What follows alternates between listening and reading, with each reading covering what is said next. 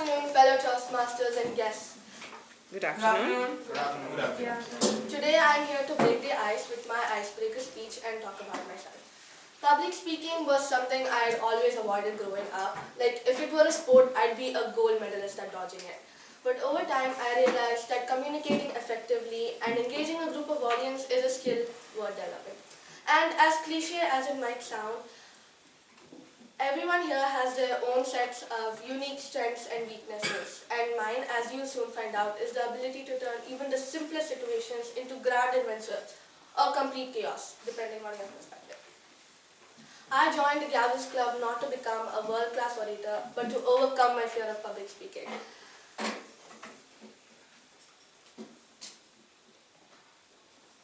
So, without any further ado, my name is Shivani Kannan. I am 14 years old. I'm a student of Jamsaron English High School.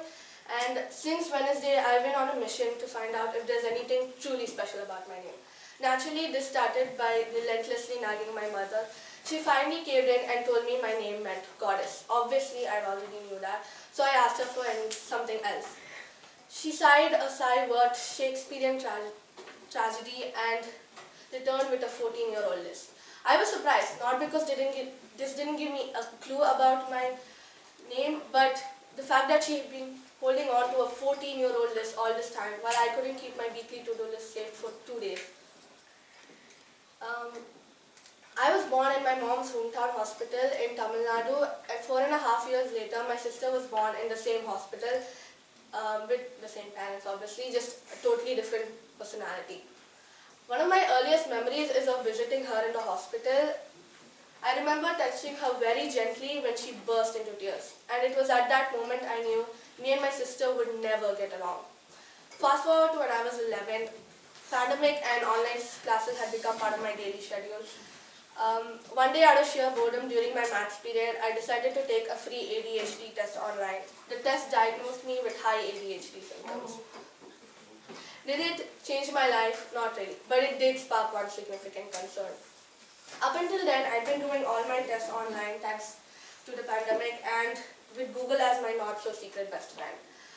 Returning to in-person school, I realized that I had to study for tests and face without Google. My mom, however, had a plan. She said I needed discipline, and she enforced the rule of 45 minutes of focused studying every day.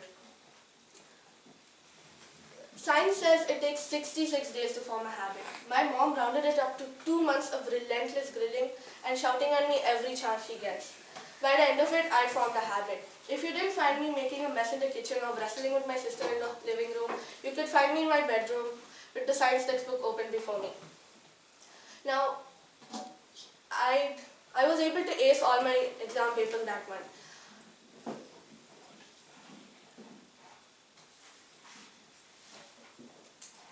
Now, ADHD isn't just a school thing, it's a full-time job, especially at home.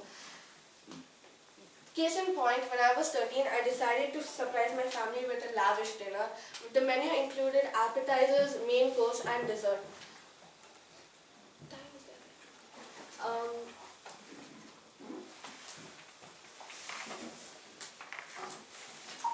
Halfway through cooking, I stumbled upon an interesting documentary about the spice trade.